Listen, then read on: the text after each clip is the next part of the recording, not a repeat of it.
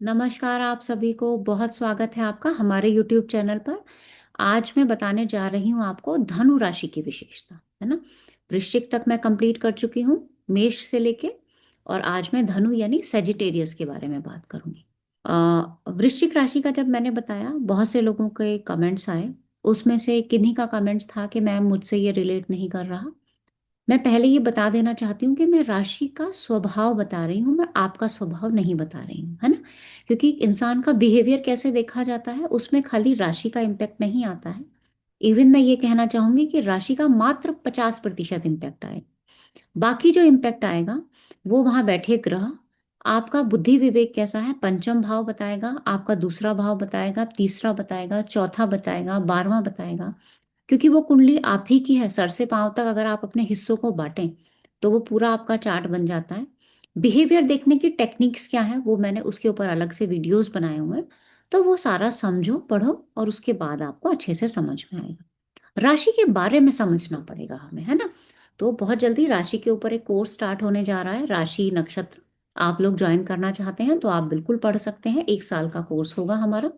सुनने में थोड़ा अजीब लग सकता है कि 1 साल बस इतना सा पढ़ेंगे, लेकिन जब पढ़ेंगे तब आपको समझ में आएगा कि हम उसमें क्या पढ़ेंगे, है ना।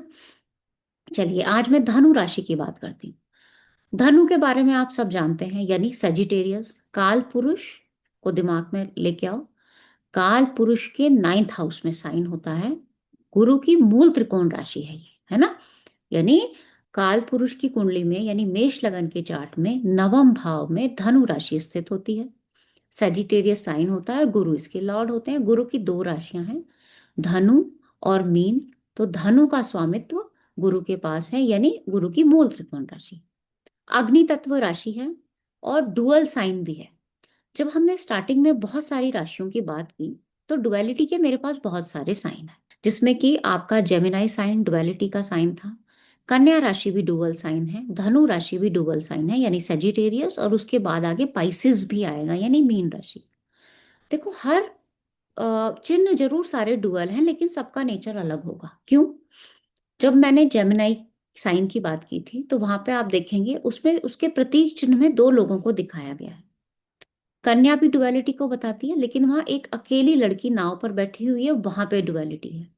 जब आप इस साइन की बात करेंगे, धनु राशि के साइन की बात करेंगे, यहाँ एक आधा इंसान और आधा घोड़ा, यानी एक ही पर्सनैलिटी के दो रूप, उसमें डुअलिटी है। और जब हम मीन पे जाएंगे, एक दायरे के अंदर दो रूप। तो हर चीज को हमें अलग अलग से समझना होगा ताकि हम अपने विषय को गहराई से समझ पाए। इसका साइन आपको पता है, आधा घोड़ा है, आधा इंसान है और हाथ में धनुष्मान है, यानी तीर चलाता हुआ थोड़ा सा जो स्पीड है वो ये आपका साइन दिखाएगा। यहाँ पे हमें ये सोचना होगा कि ये डुअलिटी का साइन काल पुरुष के 9वें भाव में क्यों दिया गया। वहां से भाग्य की बात होती है, वहां से धर्म की बात होती है, वहां पे डुअलिटी। थोड़ा कंफ्यूजिंग नहीं लगता कि धर्म में डुअलिटी की बात क्यों होगी। अधिकतर लड़ाई झगड़े किस बात को लेकर होते हैं, आप खुद ही सोचो। धर्म के नाम पे आप थोड़ा सा भी कुछ बोलोगे तो कोई ना कोई वाद विवाद, लड़ाई झगड़े सबसे ज्यादा होते हैं। अब यहाँ मैं इसके बारे में बहुत ज़्यादा नहीं बताऊंगी, मैं पढ़ाऊंगी क्लास में असल में ये राशि वहाँ क्यों है। क्योंकि धर्म के बारे में कुछ भी बोलना यूट्यूब पे हो सकता है कि कई बार हानिकारक हो जाए, या वो साइन वहाँ पे क्यों दिया गया है उसके ऊपर वाद विवाद ना खड़ा हो जाए। पर आप अपने लेवल पे सोचिएगा ज़रूर, हो सकता है कुछ लोगों को उत्तर मिल जाए, नहीं मिलेगा तो फिर कभी बताएंगे, है ना। अभी फिलहाल मैं उसके बारे में यहाँ पे नहीं बताऊंगी। हाँ, जो क्लास में लोग आ रहे हैं पढ़ने के लिए उनको उस बात का उत्तर जरूर वहां पे दिया जाएगा। अग्नि तत्व राशि है, फायर एलिमेंट है। नवी राशि यानी 1 5 9 तीनों ही अग्नि तत्व है। एक के बारे में मैं बता चुकी हूँ, पांच के बारे में बता चुकी हूँ, नवी का बात आती है। देखो अग्नि तत्व के अपने गुण होते हैं। अग्नि तत्व आपको एनर्जी के बारे में बता सकती है, एक्शन के बारे में बता सकती है, एग्रेशन के बारे में बता सकती है, एडवेंचर हो के बारे में बता सकती है। एक आपकी जो एक्सप्रेसिव पावर होती है ना, आप किसी चीज को कैसे एक्सप्रेस कर रहे हो, वो आपको अग्नि बता सकती है। क्यों? वो आपके अंदर एक जोश लेके आती है। मोटिवेशनल स्पीकर देखा है कभी कैसे बात करते हैं? वो आराम से थोड़ी बात करते हैं, बेटा सब ठीक हो जाएगा तुम्हारे जीवन में, ऐसा करो, नहीं। उनकी जो वाणी होती है ना, उसमें एक प्रभाव होता है, एक गति होती है, बहुत तेज होती है उनकी वाणी एकदम से। आपको उठना ही पड़ेगा, आपको ये काम करना पड़ेगा, आप फोकस हो जाओ, तो वहां कहीं ना कहीं वायु और अग्नि का समावेश होता है। वहां पे बहुत ही, अगर वो बहुत ज्यादा सॉफ्ट तरीके से बोलेंगे ना, तो मोटिवेशन की जरूरत उनको खुद को हो सकती है। तो वो एक उत्साह, एक बदलाव को दिखाती है हमारी अग्नि तत्व राशि। और आप इसके साइन को देखेंगे ना, इसमें भी पीछे से आगे का रूप बदलती हुए की तरफ जा रहा है। यानी घोड़े से जो इंसान बना है वो बदले हुए स्वरूप में बना है। और हाथ में क्या है? धनुष्वान। धनुष्वान किस चीज का प्रतीक होता है? न्याय का प्रतीक हो सकता है, कर्तव्य का प्रतीक हो सकता है, जीत का प्रतीक हो सकता है, निशाने का प्रतीक हो सकता है ना? 9th हाउस में दी गई है ये राशि।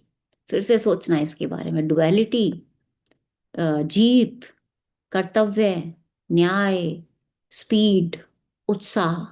अब फिर इन सारी चीजों को देखना और कुछ बुक्स पढ़ना, और उसके बाद देखना कि ये 9th हाउस में क्यों दिया गया। भाग्य में ही डुअलिटी दे दी गई।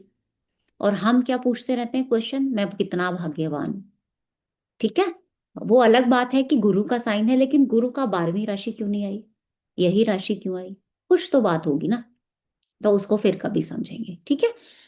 आगे चलते हैं, धनु राशि की कुछ क्वालिटीज की बात करते हैं। सपोज, हाँ, मेरे शरीर के दो हिस्से को अलग अलग पर्सनैलिटी बना दिया जाए, यानी आधा हिस्सा किसी जानवर का हो और आधा हिस्सा किसी इंसान का हो जाए, और मुझसे कहा जाए कि अब जो ये तुम्हारा स्वरूप है इसको लेके तुम अपने काम पे फोकस हो जाओ। फोकस हो जाओ मतलब निशाना लगाओ। निशाना लगाने के लिए क्या करना पड़ता है? फोकस होना पड़ता है। अगर मैं अंदाजे से तीर चलाऊंगी तो तीर सही निशाने पे तो नहीं लगेगा। उसकी तो शिक्षा लेनी पड़ती है। आप जानते हैं धनुष्मान की कितनी शिक्षा लेनी पड़ती है। पुराने जब आप पुस्तकें उठाएंगे, रामायण महाभारत पढ़ेंगे, तो आप इस चीज को समझ सकते हैं, है ना? शिक्षा की बात होती है। और उसकी बहुत ज्यादा प्रैक्टिस भी करनी पड़ेगी। तो सबसे पहली बात, तो कहीं ना कहीं इस राशि से ये जो एक कहावत है, practice makes a man perfect, वो यहाँ पे बिल्कुल एकदम सही बैठती है, सटीक बैठती है कि अभ्यास ही इंसान को बहुत कुछ सिखा सकता है ना? तो हो सकता है जो धनु राशि की जो पर्सनैलिटी हो वो कुछ इस तरीके की हो कि जितना आप अभ्यास करोगे उतना आप चीजों को सीखोगे, है ना? लेकिन उस डुअलिटी के बाद, आपके शरीर की उस बेचैनी के बाद भी आपको अपना काम कंप्लीट करना पड़ेगा। क्यों करना पड़ेगा? क्योंकि घोड़ा गति को दिखाता है। गति कभी भी स्थिर नहीं होगी और अग्नि कभी भी स्थिर नहीं होगी, है ना? यानी चलते हुए राह पे आप उस चीज को, अपने अंतिम लक्ष्य को प्राप्त करो, तो सोचो उस इंसान के अंदर कितनी बेचैनी रहती होगी। मान लो किसी का लग्न धनु राशि का है, देखो उस इंसान के अंदर कितनी बेचैनी रहेगी, क्योंकि लग्न आपके ब्रेन को बता रहा है। वहां डुअलिटी आई, वहां स्पीड आई, वहां एनर्जी आई, वहां फोकस आया, वहां एक चुभन आई। तीर कैसा होता है? तीर जब किसी को लगेगा तो वहां एक चुभन महसूस होगी। इस चीज को कभी नोटिस करके देखना आप लोग, तो आपको समझ में आएगा।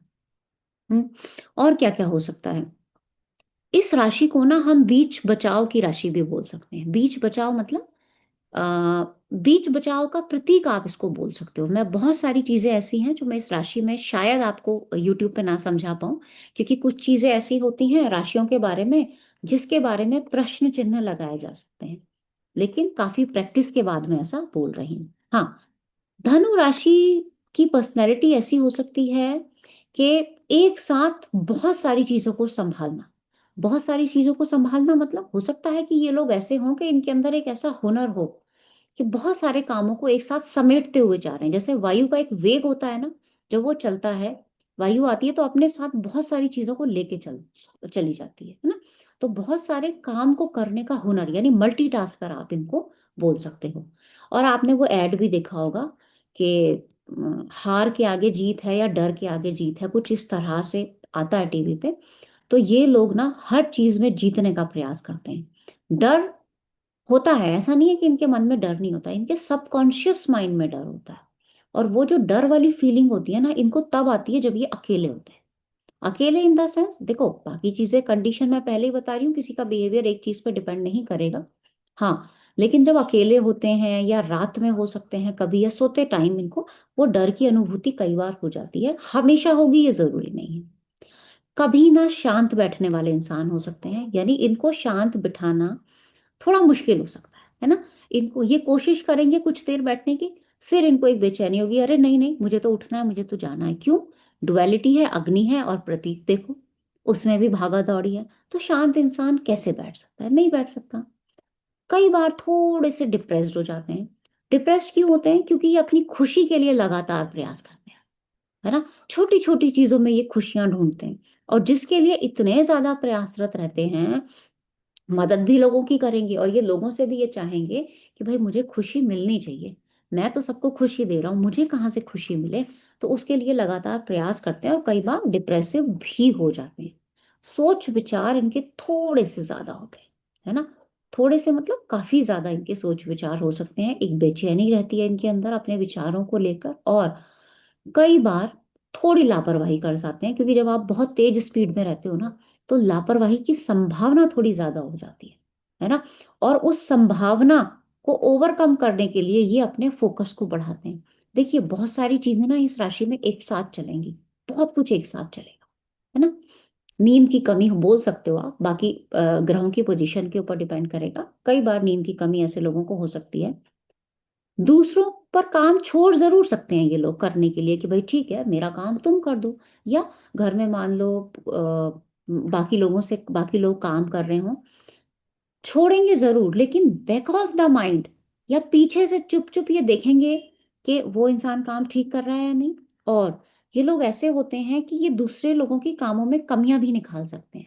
यानी आप ये कह सकते हो कि इनको सीधा सीधा किसी का काम पसंद ना है ना। अब जब काम पसंद नहीं आएगा तो इंसान खुद से उठेगा और खुद से काम करेगा। इसीलिए ये कभी स्थिर बैठेंगे, बैठ ही नहीं सकते।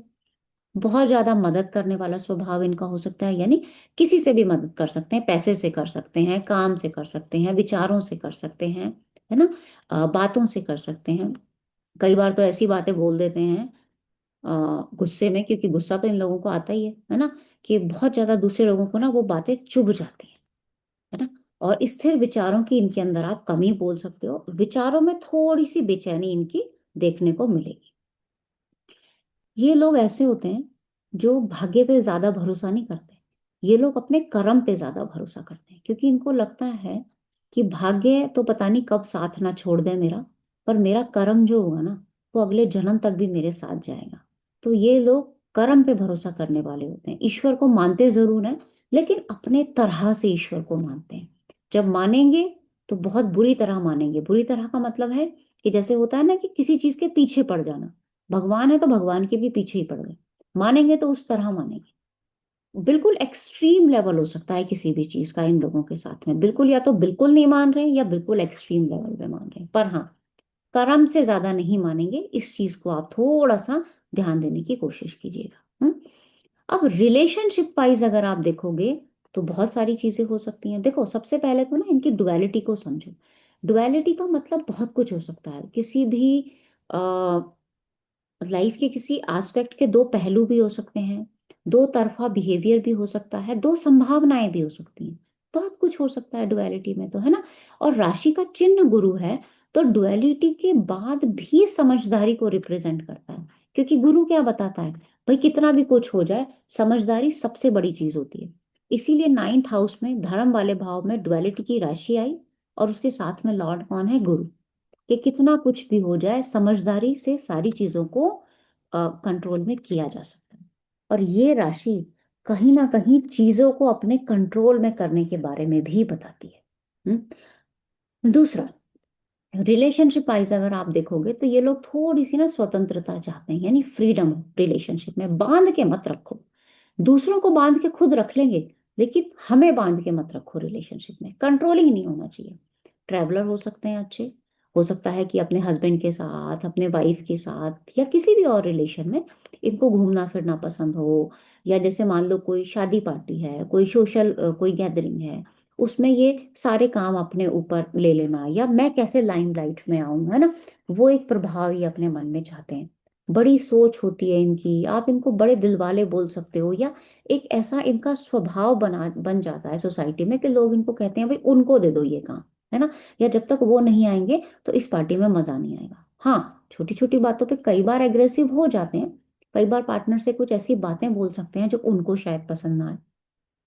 पार्टनर के साथ हर काम में इनको नयापन चाहिए, यानी पुराना तरीका बहुत ज्यादा दिन तक शायद ये बर्दाश्त ना करें। धीरे धीरे कुछ ना कुछ नयापन इनको रिलेशन में भी चाहिए, हर चीज में चाहिए, हर एस्पेक्ट में इनको नयापन चाहिए। और यही चीज इनके करियर पे भी रहेगी, यानी एक जैसा काम पसंद नहीं करेंगे। डायनेमिक वर्क यानी अलग अलग तरीके का काम इनको पसंद है। टीम वर्क ये लोग कर सकते हैं, लेकिन काम जब करेंगे ना, तो इनके चेकिंग के बिना काम वो आगे नहीं जाएगा। यानी इनको अपनी मोहर उस काम पे जरूर लगानी है। आपके काम में भी ये कमी निकाल देंगे, ये लोग ऐसे हो सकते हैं।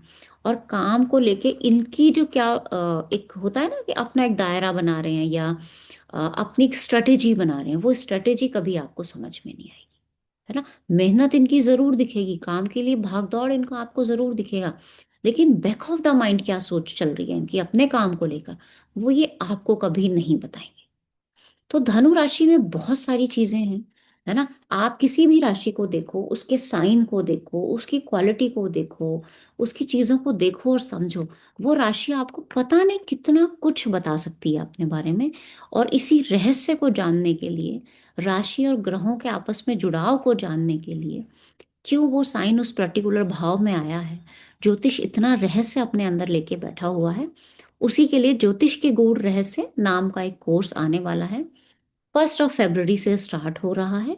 तो आप लोगों में से जो भी इच्छुक हैं वो बिल्कुल उसको ज्वाइन कर सकते हैं। पूरा 1 साल का कोर्स है। फीस भी बहुत ज़्यादा नहीं है, 12,000 है। तो वो भी इंस्टॉलमेंट में आप दे सकते हैं। और अगर आप 1 साल के हिसाब से देखेंगे तो फीस कोई बहुत ज़्यादा नहीं है। जो भी इच्छुक हैं वो आ सकते हैं। पर्सनल क्लासेस या कंसल्टेशन अगर आप लोग चाहते हैं, तो आप लोगों को नंबर दिया जाता है, स्क्रीन पे भी चलता है, कम्युनिटी भी आप चेक कर सकते हैं, उसके अकॉर्डिंग आप देख सकते हैं। तो आज के लिए इतना ही रखते हैं। बहुत बहुत धन्यवाद।